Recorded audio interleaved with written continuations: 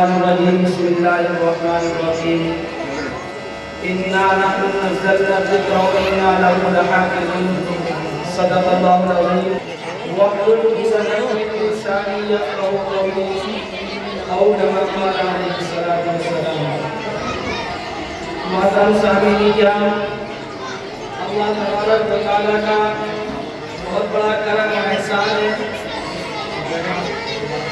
کہ اس نے مجھے تھوڑی دیر کی بات کہنے کی اور سب کو سننے کی توفیق عطا فرمائی.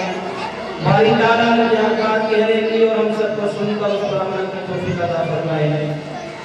یہ بڑا خوشی کا اور مسرت کا موقع ہے کہ اس مدرسے سے ایک بچہ حافظ قرآن ہوا ہے اور تکمیل حفظ کے موقع پر یہ دعائیہ تقریب رکھی گئی ہے.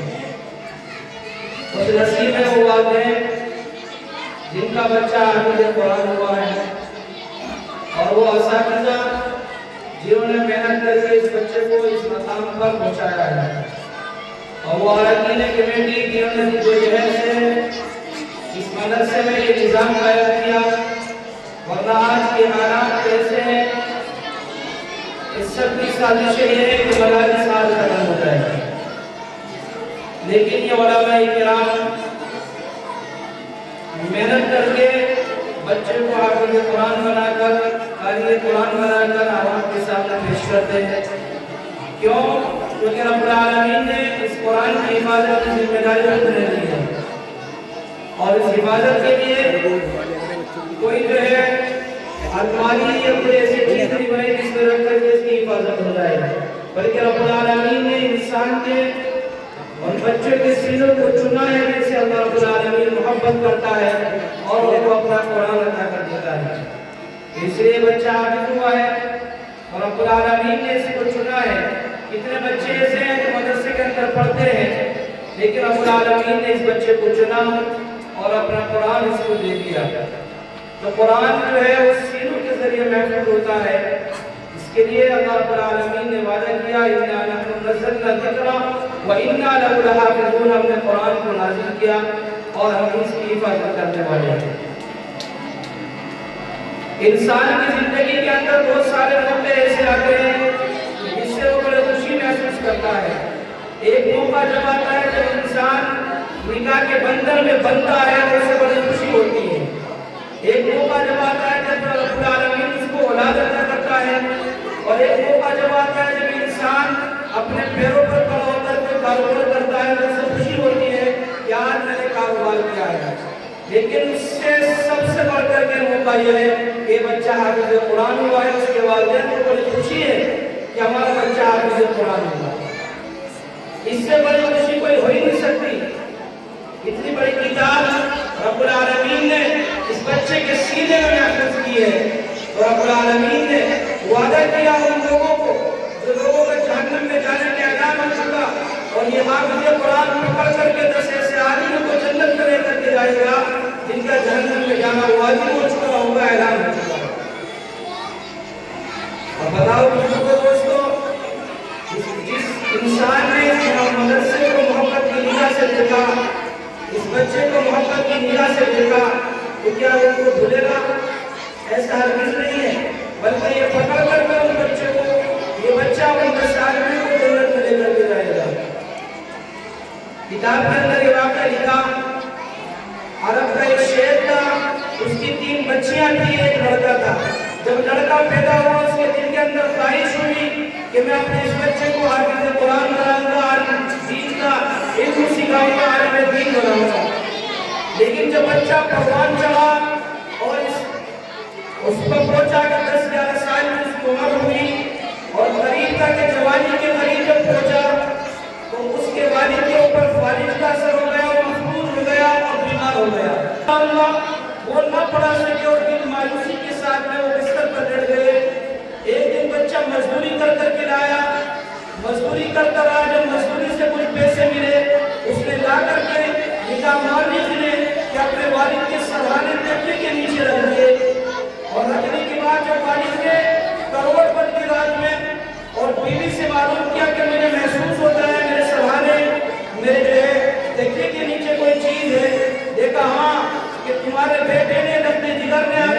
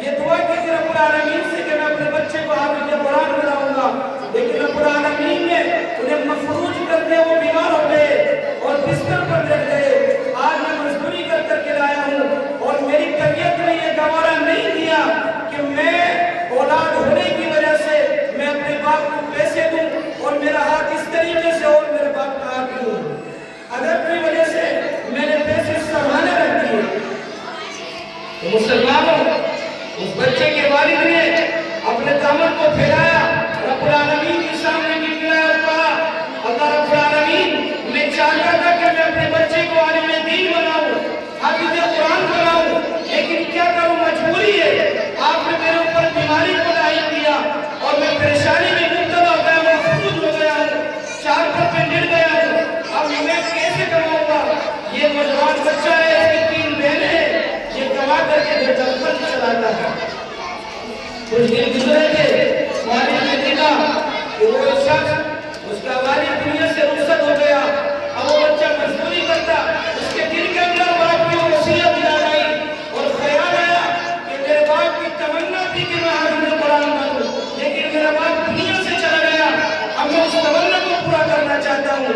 वो एक जगह नौकरी करता रहा, कुछ वक्त उसको मिल गया, कुरान करीम सीख गया इमाम साहब के पास जाकर के, रफ्ता रफ्ता उसने कुरान करीम को हिफ्ज़ कर लिया।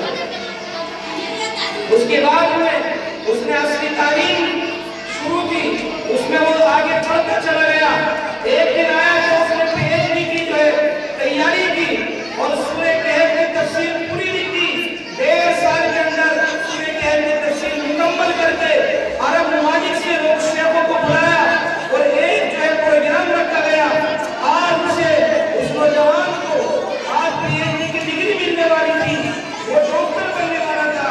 और जो नाज़िम इजलास थे, जो निज़ाम चला रहे थे इजलास के, उन्होंने उस बच्चे की तारीफ की कि वो बच्चा है कि दिन भर मजदूरी करता है और रात को आकर इमाम साहब से कुरान सीखता है और इस तरीके से ये हाफिज़ कुरान बना। आज इसने इतनी मेहनत की कि आज इसे डॉक्टर की डिग्री मिलने वाली है। आज इसके नाम के सामने डॉक्टर लिखा जाएगा। वो तारीफ कर रहे थे उसकी, उस नौजवान की। वो नौजवान सारों कतार मन में बैठा हुआ रो रहा था। नाज़िम इजलास ने जाकर के उस नौजवान से कहा कि आज तुम्हें खुश होना चाहिए कि तुम हाफिज़ कुरान हो, आलिम दीन हो और एक लक़ब तुम्हारे ऊपर और लगने वाला है, एक डिग्री तुम्हें और मिलने वाली है कि आज से तुम डॉक्टर बनो। तुम्हें तो खुश होना चाहिए। उस नौजवान ने जो जवाब दिया, मुसलमानों, वो बात सुनाने के लिए, वो जवाब को सुनाने के लिए मैं वाक़या बता रहा हूँ।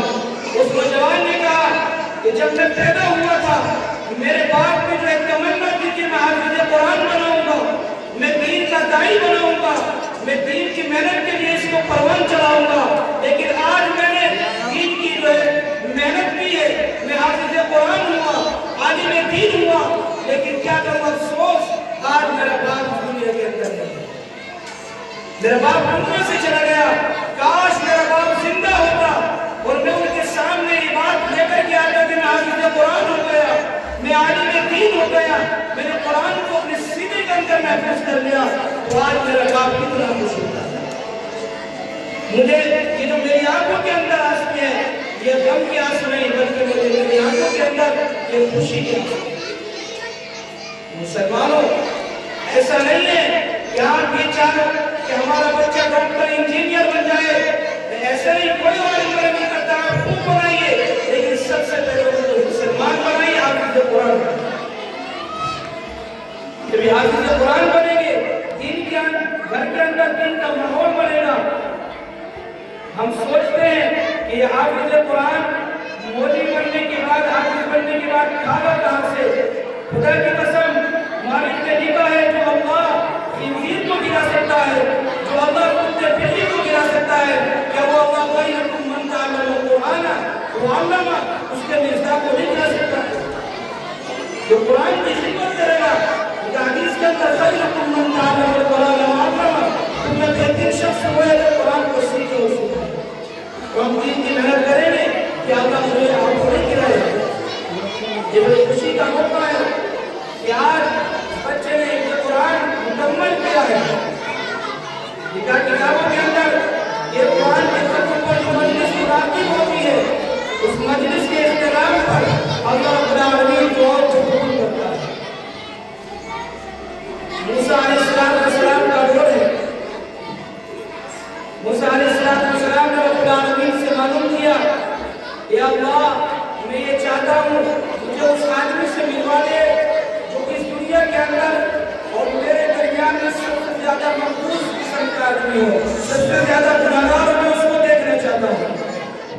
मूसा अलैहिस्सलाम अल्लाह रब्बुल आलमीन से हम कलाम हुए और दुआ की।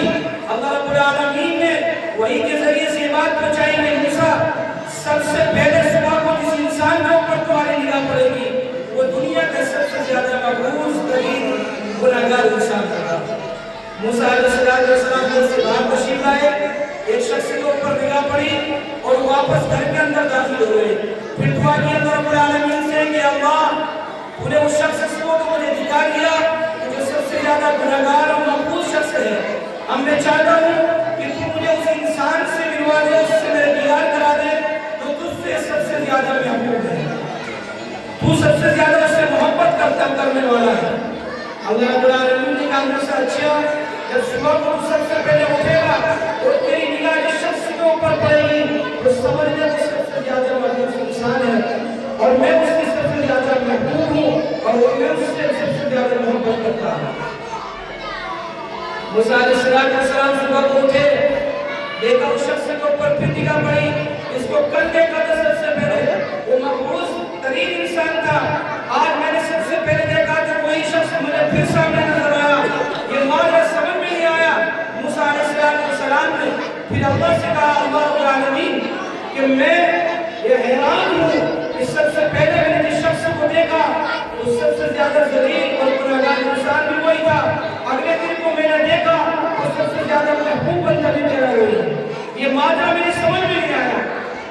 موسیٰ علیہ السلام نے رب العالمین سے جب یہ درخواست کی، اللہ رب العالمین نے کہا موسیٰ یہ بات حق ہے اور سچ ہے، یہ سب سے زیادہ گنہگار بندہ تھا، لیکن جب اس نے کل اپنے معصوم سے بچے کو اپنے کاندھے پر بٹھایا اور لے کر کے چلا گھمانے کے لیے، اس کے معصوم بچے نے سوال کیا پوچھا یہ بتائیے کہ دنیا کے اندر سب سے بڑی چیز کیا ہے؟ تو میری نگاہ پہاڑوں کے اوپر پڑی. میں نے کہا میرے بیٹے یہ جو پہاڑ تمہیں سامنے نظر آ رہے ہیں یہ سب سے بڑے ہیں، دنیا کے اندر پہاڑ سے بڑی کوئی چیز نہیں ہے. پھر میں تھوڑا آگے چلا، پھر میرے بچے نے معلوم کیا ابو جان یہ بتائیے کہ پہاڑوں سے بھی بڑی کوئی چیز ہے دنیا کے اندر. میں نے کہا بیٹے پہاڑ سے بڑی کوئی چیز ہے. کہا ہاں ہے. وہ کیا ہے؟ میں نے کہا میرے درد جگہ یہ جو زمین ہے اس کے اوپر پہاڑ ٹکا ہوا ہے، یہ پہاڑ سے بھی زیادہ ہے. پھر تھوڑا دو چار قدم اور آگے بڑھے، اس کے بعد میں اس بچے نے معلوم کیا اپنے والد سے ابو جان یہ بتائیے کہ اس زمین سے اس پہاڑ سے بڑی بھی دنیا کے اندر کوئی چیز ہے؟ کہاں ہے؟ کیا ہے؟ کہا یہ جو سورج مجھے نظر آ رہا ہے دنیا کے اندر صرف ایک سورج دکھائی دیتا ہے، یہ سب سے بڑا ہے. ساری چیزوں کو اس کے والد گنواتے چلے گئے. آخر میں آ کر اس باپ نے بچے نے اپنے باپ سے معلوم کیا ابو جان سے بڑا اور آسمان سے سورج سے چاند سے بڑی بھی کوئی چیز ہے اس دنیا کے اندر. تو اس باپ نے اپنے پیشانی کو نیچے جھکایا اور آنکھیں جھکا کر کے کہا وہ میرے لخت جگہ اور نور نظر تیرے باپ کی گناہ ان سب چیزوں سے زیادہ بڑے ہیں، تیرے باپ کی گناہ ساری چیزوں سے زیادہ بڑے ہیں. وہ مایوس ہویا. اس کے بعد میں پھر آگے چلا. چلنے کے بعد میں اس لخت جگر نے پھر معلوم کیا کہ ابو جان یہ بتائیے کہ ان سب چیزوں سے زیادہ بڑا اور آپ کی گناہوں سے زیادہ بڑی کوئی چیز اللہ رب العالمین نے اس دنیا کے اندر بھیجی ہے؟ رب العالمین نے کوئی چیز ایسی بنائی؟ اس والد نے کہا ہاں بیٹے. شرمندگی سے آنکھوں کو جھکایا، آنکھوں سے آنسو جاری ہوئے کہا وہ میرے لخت جگر وہ میرے نور نظر، ہاں تیرے باپ کے گناہوں سے زیادہ اللہ رب العالمین کی رحمت بڑی ہے. تیرے رب العالمین بہت بڑا غفور رحیم ہے، تیرے باپ کے گناہوں سے زیادہ بڑی اللہ رب العالمین کی رحمت ہے. وہ موسیٰ تیرا بچہ وہ جو ہے تو ذلیل و خوار وہ شخص تم نے دیکھا، ہاں یقینی بات کہ ذلیل و خوار تھا،